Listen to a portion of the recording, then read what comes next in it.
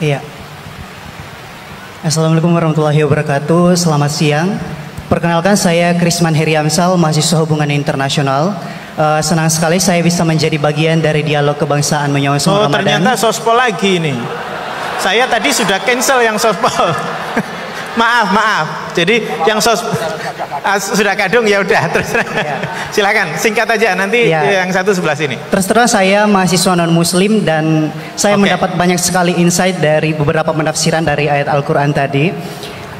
Salah satu fenomena yang kita hadapi saat ini sangat sulit untuk menghadirkan dialog-dialog yang menghadirkan orang-orang yang dari latar belakang agama yang berbeda, dan seolah-olah hanya jika kita memiliki latar belakang keagamaan yang sama baru kemudian kita bisa memiliki kesempatan untuk berdialog.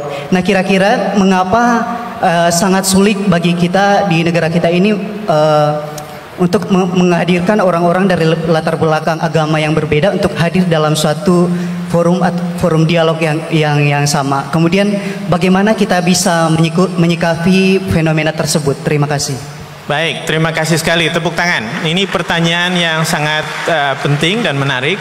Kenapa sekarang antara yang muslim dan non muslim jadi sulit berdialog? Terus saya ngapresiasi pertanyaan dari mahasiswa non muslim tadi. Sebetulnya ketika negara ini berdiri itu ya dialek semua antar umat beragama, sehingga diputuskan yang penting itu berketuhanan. Maka yang ditolak oleh konstitusi kita adalah ateisme, komunisme. Saya bayangkan misalnya punya anak perempuan, diajak orang yang tidak beragama di tengah hutan misalnya, bunuh ya tidak takut Tuhan, merkosa tidak takut Tuhan, salah etika ya tidak takut Tuhan.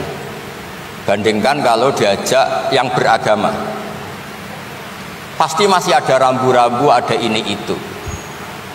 Sehingga memang masalah betul ketika orang tidak berketuhanan itu. Jadi saya ingatkan Mas tadi, siapa tadi namanya? Yang non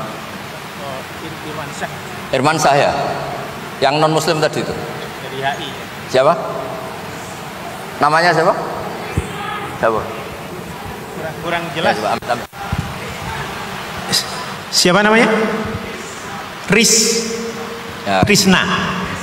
Krisman. Oke, namanya Krisman. Jadi Mas Krisman ya, kalau dibilang nggak pernah ada dialog, dulu ketika negara ini berdiri, itu semua tokoh agama bersepakat.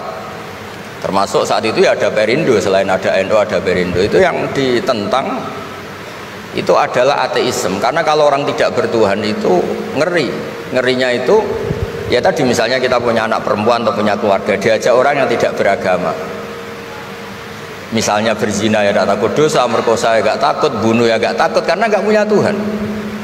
Mungkin takutnya sama polisi ya kalau ketahuan, kalau enggak. Tapi kalau orang bertuhan ini sistem kesalehannya, sistem kebaikannya ini berlipat-lipat.